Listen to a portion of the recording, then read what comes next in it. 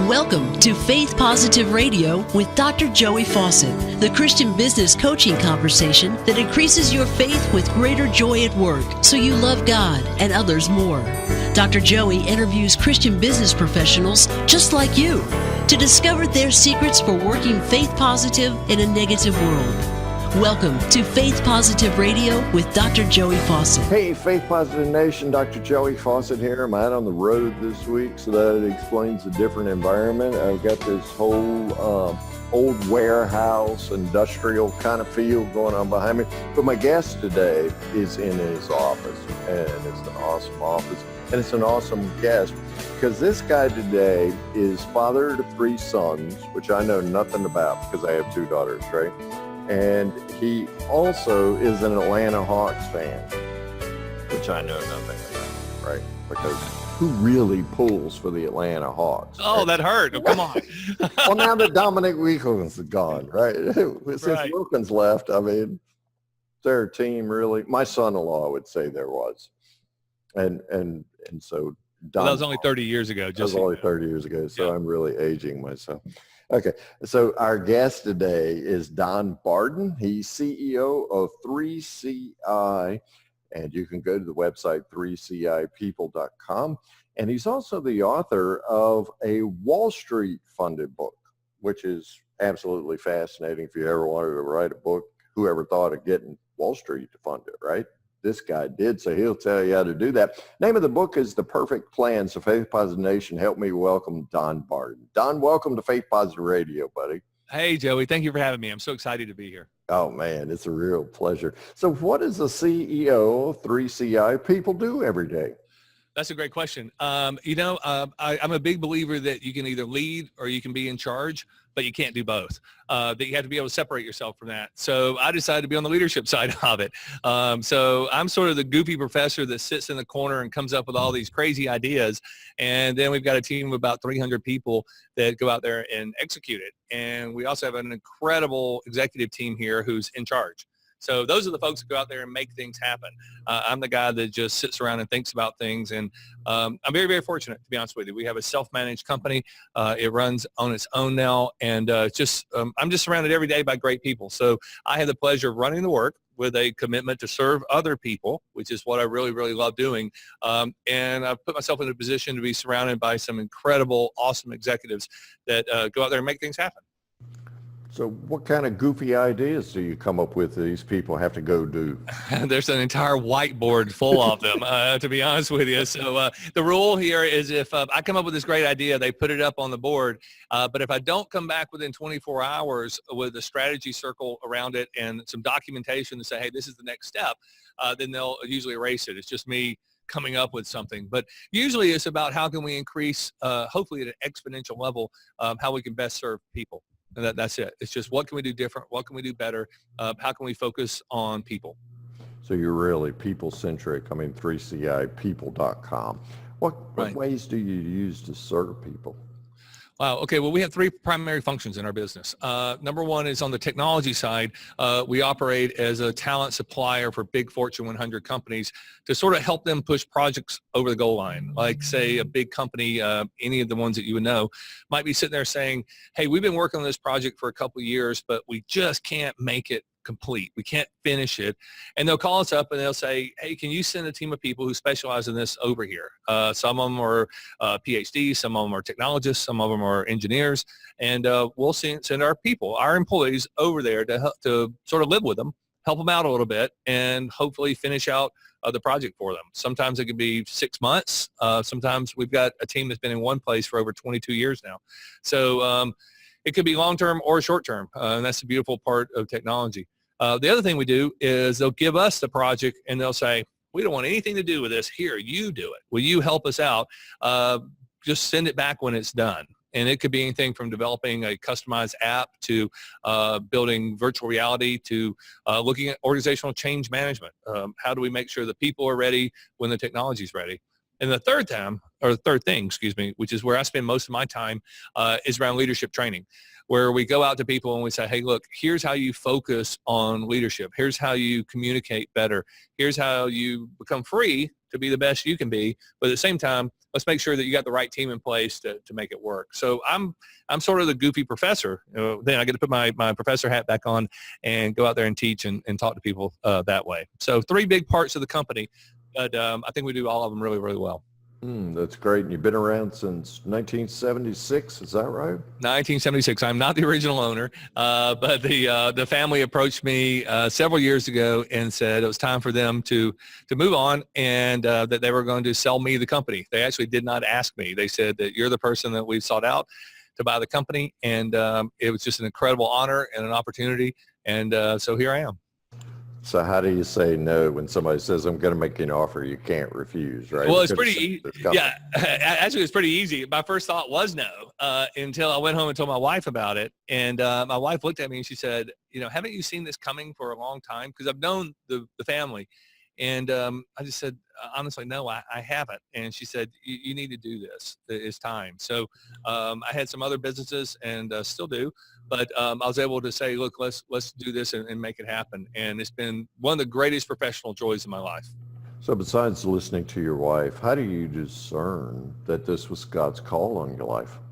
Well, that's a great thing.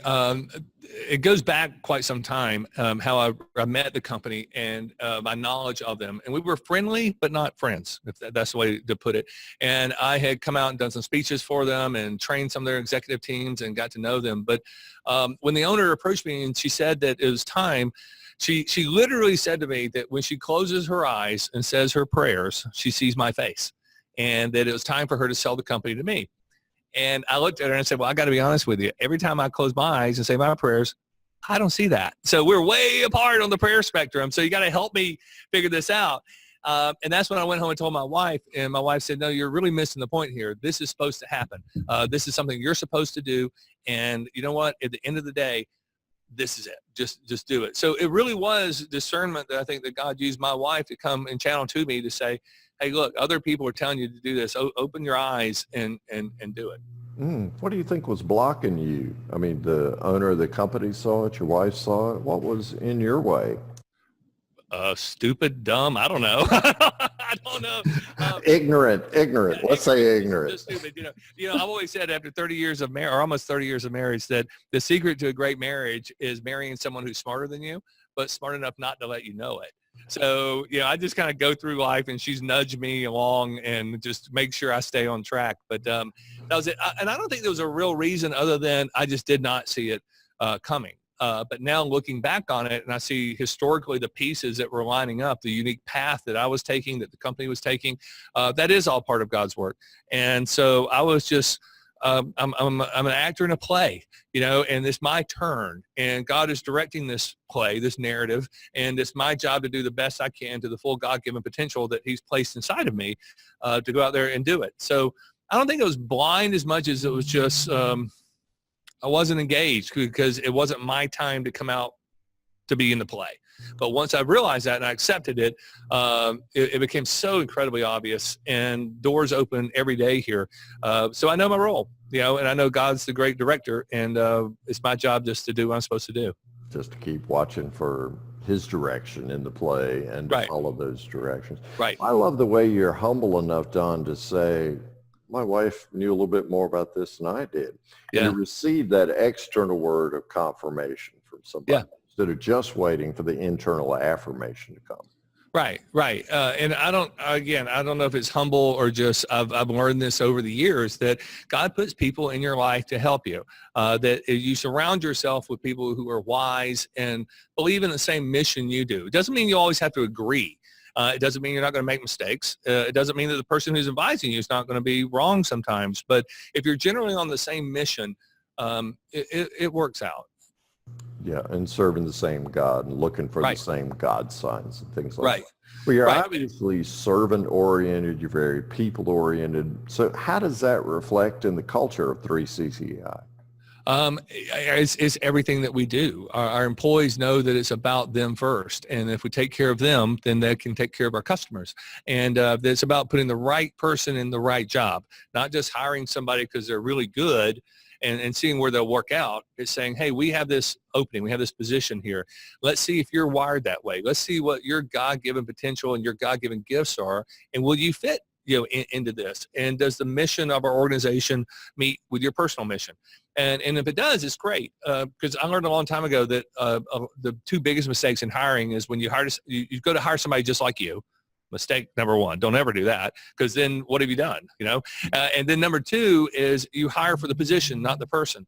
So if you have the position, you know what the position is, and then you find great people who are on the same mission, and you can plug that great person who's wired for that position in it's just an exponential growth. So I think our secret's been just that we hire the right people for the position, and we all have the same mission, and that's to serve other people. So what you're really doing is hiring for values. I mean, you have to have the technical skills. Oh, you got to be good with it. Oh, yeah. You got to be good at what you do. But what you're doing is aligning company values with personal values. Absolutely. I never want conflict. I tell people all the time that true confidence comes when you have harmony, personal, professional, and spiritually. So if you personally and spiritually are good, but something professionally is a little off, then everything is off. Same, if personally something's good, professionally it's good, but spiritually you're being tugged a different direction, something's off. So we're looking for harmony in all three of those. And we do everything we can to make sure that environment is there and that the people are safe to make sure they can find that same unique opportunity. And you help other companies do that as well, right? Oh, sure. That in our leadership side and the training side, that's what we do. Now, in today's world, they might not come and say, we want this from a faith-based perspective, but we're able to go out there and teach the values and the principles of things like we were able to do in my book and make them see things differently. And I always tell people that I never want to ask somebody to change their mind. I just want to challenge you to think differently about how you think about the way that you think. And that's our mission. If we can just help you think differently about how you think about the way that you think, then you can come up with the own conclusion. And that conclusion, if you understand the values and the things that are around it, will start moving you in the right direction. If you are a faith-based person, you'll find something really energizing about it. If you're not a faith-based person, then you might be inquisitive enough to say, wow, that was really cool. Tell me more. Yeah. You mentioned your book. The title is The Perfect Plan, and it's a Wall Street Journal, a Wall Street funded book. Correct. Yep. Tell me a little bit about how that started.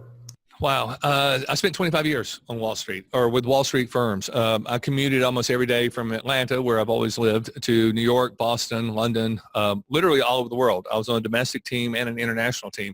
So it wasn't unheard of to get a phone call saying you need to be in Mexico City tomorrow. Or one of the guys on my team, I'll never forget, got a phone call on the Wednesday before Thanksgiving telling him he needed to be in Beijing tomorrow. And he said, well, wait a minute. I don't mind going, but tomorrow's Thanksgiving. And the reply was, not in China, it's not. So you're going to China tomorrow. So I had this great life. I really enjoyed what I was doing. We were working on some really, really big deals. And the firm I worked for was incredibly generous. And they basically were paying for my education. They paid for my graduate degree, and then I was on working on my PhD. And when a big company pays for something like your doctorate, they're doing it because they like you and they want to invest in you. But the reality is that they want something back. They want the research. They want to know what it is. So I had gone to them with my theory that I wanted to work on. And I'll never forget, they just looked at me and the CEO told me, he said, that is the most incredible concept, idea I've ever heard. And he just went on. He said, you're going to change everything about people and the way they think and business, and it's going to be incredible. And I said, okay, so we're ready to go. I can start the research. And he looked at me and said, oh, no. He goes, I'm not going to pay for that. And I said, well, why not? You just said it's going to be a game changer. It's going to rattle the earth. It's going to be great. And he said, yeah, that's true. But unfortunately, I can't scale it, nor can I profit from it. And I have an obligation to my shareholders that if we're spending their money, even on your education, we've got to be able to get an ROI on it. And I totally understood that. But I was really down and depressed. But he said, go back and think about this. You're on to something, but just think scale and profit. So what had happened was I realized that when they would send me to different markets to do the work I was doing, and that could be Europe, South America, Asia, Japan, whatever, they would send me these places that, and this is, let me clarify this is before LinkedIn and Facebook. In fact, we got cell phones partially through my international tour, and we were encouraged not to use them because they were so expensive. So there's no connectivity back then. Okay. This is just 20, 25 years ago. But what I noticed was that when we went into a market to do something, because of who we were, because of our size, the people we were working with only sent their best and brightest, their A team. So I had the pleasure of going around the world working with the best and the brightest people, doing 1,000 different things. Nobody did the same thing. But what I noticed was, especially in the evenings when work day was over and you were sitting there and you were literally breaking bread with somebody and getting to know them as a person, that no matter who these people were or where we were in the world, that if you took off culture and you took out language, I swear to you, I was talking to the same person. I could be in India. I could be in Eastern Europe. I could be in Italy. I could be in Monterrey, Mexico. I was talking to the same person. Yet these people were not connected whatsoever. So I realized then that these elite performers, these top tier people, really did have something going for them. That there was something about them that made them different than everyone else. So I went back to my same CEO who just rejected me, and I said, hey, look, I have this theory. And I told him about it. And he said, so you really think there's some type of secret sauce? You think there's something that separates these people from everyone else? And I said, yes, I do. And he said, that I will fund. So we took off. It took about 4 or 5 years. And by the time it was over with, we proved it. But we proved it from a scientific point of view, because technically I'm an economist. I'm a classically trained economist. I tend toward the behavioral side because I care about why people make the decisions they do versus yields and interest rates. I mean, that's boring, not to knock those people, but it's just not what I do. I care more about people. And at the end of the day, we were able to come back and prove the science of why these elite leaders do what they do, why they do it, the science behind what happens in the head and the heart, and how it all aligns. But the big thing that happened is, I guess you could say, yes, we know the formula. We know the process. We know exactly what to say, when to say it, how to say it. We know why people make the decisions they do now. But at the end of the day, it doesn't work unless you have an absolute alignment of your head and your heart, and that you're leading with your heart. These elite leaders out there were true servants, and they woke up every day and they ran to work to serve other people.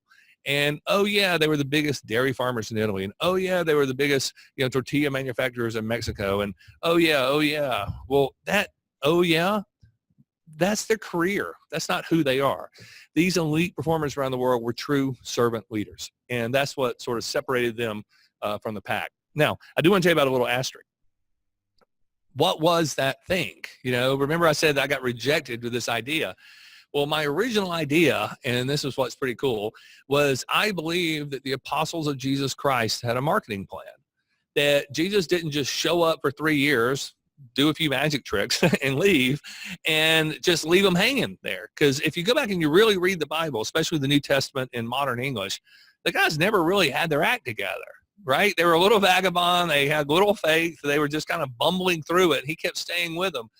But I started thinking about it. I thought, in 2,000 years, the Christian church now has 1/3 global market share. Now, no one has ever done that. So you can't go to Apple or Microsoft and say, hey, do you think you're going to survive for 2,000 years and still maintain 1/3 global market share? They're going to look at you like you're crazy, right? Yet these guys were able to pull this off. It wasn't always smooth, but they did it. So what I wanted to do was go back and study them from a business perspective and say, look, if we take out the Sunday school part, if we take out all the stories we learned as a child, if we look at Jesus as a business leader trying to create what ultimately would be a worldwide market with a bunch of people who didn't exactly get it, what was he really telling them? So it was sort of to strip out the Sunday school effect and put in a business perspective and study this guy and see what was happening. Well, that's what was rejected. But I got to be honest, I was a little sneaky. So what I did was I went back and when we did the study, the Perfect Plan study, we kept it completely separate. We did exactly what we were paid to do and what was funded. And we studied these elite performers around the world, these elite leaders, to find what was their secret sauce. But at the exact same time, we were on another group, we reverse engineered the New Testament, and we looked at it from a business perspective and a leadership perspective, and what was sort of the secret to what was happening, how were they communicating, what were they really, really saying. And what was really, really cool, Joey, was at the end, we were able to look at both studies like this and flip them over They were exactly the same. The methodology of the elite people around the world, who were not always faith-based. They just weren't, right? But they were following the exact same patterns that Christ was teaching the apostles, and that it was just the exact same thing. There was no way around it. So I was able to go back and say, look, this isn't a Christian thing. This isn't a faith-based thing. This is just a good thing. This is just how good people treat other people. It's about serving other people. It's about being the best you can, living up to your full God-given potential. And the patterns are right here, right there. And so anyway, to make a long story short, they're the exact same thing. Even though they weren't necessarily tied in faith, the methodologies of Jesus Christ and his people to go out and change the world were the exact same as these people around the world are doing today. And I think there's something to it. I think that's the actual definition of a servant leader. So we're published in about 39 countries right now, and we got 300 people who wake up every day and they're dedicated to going out and helping people be the best they can be. Okay, Don, so what were some of these elite qualities that you recognize in these servant leaders? In other words, how can I, in Faith Positive Nation, in my workplace, recognize a servant leader, or even better, become one myself by doing what behaviors? Sure. To give you the short version of it, it's really simple. These people have an absolute commitment to serving others. That's what they believe. There's no doubt about that. But their methodology is very, very true and very real. It's about a series of promises and beliefs. And these promises are something that when they communicate, it happens in order and it's delivered every single time. And that's gratification, education, and ease of business. In other words, they open up every conversation, every email, every communication, every voicemail, everything with an absolute sincere attitude of gratitude, that they really do care about the other person. And when they do that and they express it, what happens is a bonding occurs inside of their minds and the people that they're there to serve's mind. That gratitude actually creates a chemical reaction inside the brain that bonds people together. But it can only be broken if there's a lack of trust. So think about this. You're opening up a conversation and an opportunity to serve other people on your team or as a customer or whoever, and you're bonding with them because you really are grateful for that, for them, for the situation. And as long as you maintain trust between you, it's inseparable. So these true servant leaders open up with this incredible bonding of each other based on gratitude and this acceptance of this appreciation for each other. But then as a servant, when it comes time to say, here's what we do for a living and what we can do to serve you and help you, they really, really keep it simple. It's just 3 things or less when you're talking to somebody. And what we learned was that people really don't want to know what you know. They just want to know enough to know that you do know. It's all about outsourcing success. So people don't want to come hear everything that there is that you know and you went to school to do and how great your organization is. They just want to know enough to know that they can trust you and outsource it to you. In fact, our data came back that 85% of the decision to engage you or to follow you is based on an emotional connection. Only 15% is based on the facts. And that doesn't mean they don't want to know the facts. It just means that's all they want to know in order to trust you and to follow you because they've already bonded with you. And then additionally, we've learned that when somebody tells you a lot of stuff, you have the chance to overdo it. But if you can just stick to that 15%, the irony is once you leave them, they can only remember 6% of what you said, but they can remember 100% about how they felt when they were with you. So emotion plays such a big thing in outsourcing. So if you think about what these folks do, they're opening up with this incredible attitude of gratitude that's real and it's sincere. They're clearly and concisely telling them how they can serve them and they can outsource success, which they're willing to accept that opportunity to serve them. And here's why. But then most important of all, the third thing is they're there to serve people to make their life easier. That no one wants to engage somebody or do something that's going to make your life more difficult. I've always said that people live in 3 states of being, and that's they're either in a moment of chaos, leaving a moment of chaos, or running toward another moment of chaos. They don't need your help finding chaos. They've already got it, right? So these elite performers are sort of wrapping up the conversation with this relief of knowing it's easy to do business with them. So they open up with an attitude of gratitude, clearly educate them on why they can outsource success to them, but then they give them the relief of knowing that it's going to be easy. But they do it as a servant. They do it knowing that they're there to serve these people, not to try to sell them something, not to try to get them to follow them or do something. It's truly, as a servant, I'm grateful for you, and I want you to know I'm going to do this for you. And you can trust me. You can allow me to take your burden, whatever it is. And then I'm here to make it easy because I'm your servant. And they follow that ritual every single time with every communication. And when you start to notice that, I told somebody the other day, it's like when you buy a new car and you think you got the only one, and then the first intersection you pull up to, there's 4 of them just like yours. Well, that's kind of the way it is with servant leadership. You hear this and you're motivated and you're inspired and you go, this is great. But then you start seeing it all around you and you realize there's some incredible people doing a lot of great things out there, and they are following gratification, education, and ease of business. So those were really the big 3 tenets on that. Nobody cares so much, until they know how much you care.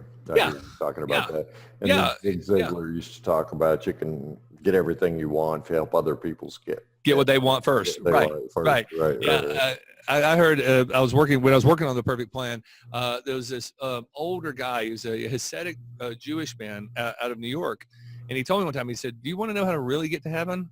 I said, well, sure. And he said, you help someone else get there first. And I thought, how wise is that, But also, if you go back and you think about gratification, education, and ease of business, if you go back and read Paul's letter to the Galatians, it's right in there. But also go back and think of some of Jesus' prayers. He always opened up with an attitude of gratitude. Father, thank you. Father, thank you for being you. Thank you for loving me. Thank you for putting me here to serve. It's always open up with gratification. Then he clearly went to education. Here's what I do. Father, help me. What do you want me to do here? But then he ended every prayer with an ease of business, like, Father, I'm here. Your will be done. I will follow you. So it's actually a methodology that Christ used in his prayers too, the way the writers transcribed it, years later. But it's just a method that works. And if you think about it and you see it, you'll understand. So from a faith-based perspective, it works. From a not faith-based perspective, it works. But hopefully those will drive toward goodness, that people come back to the good of what we're really here to be. So it's a universal principle that the good Lord put into the fabric of our daily lives of doing business with each other. Yeah, I believe so. I really do. Whether we're a Christian or not. Right. Because if you look at it, when Jesus said, go out and tell everybody, spread the word, he didn't say spread it all tomorrow. He said, you got some time, go work on it. As you're going daily, do these things, make some disciples, baptize them. Right. Awesome. Yeah, well, there's somebody who today and tomorrow is going to want to find out more about Don Barden. How do they do that? How's a good way to get in touch with you? You can obviously Google me. I'm out there a lot. But really, my private email, and this will come to me and I will answer it for everybody, is don@dwbarden.com. And I'm happy to talk to anybody, help them. If they want to copy the book, I'll send them all copies for free.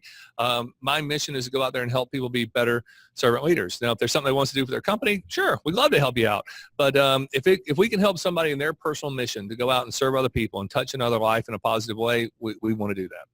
Don, it's been such a privilege for us in Faith Positive Nation to talk with you today. We're so glad that our good friends Tom and Karen Schwab with Interview Valet sent you to us today. I know my life's better for this experience, and I know that Faith Positive Nations is too. So 3cipeople.com is the website.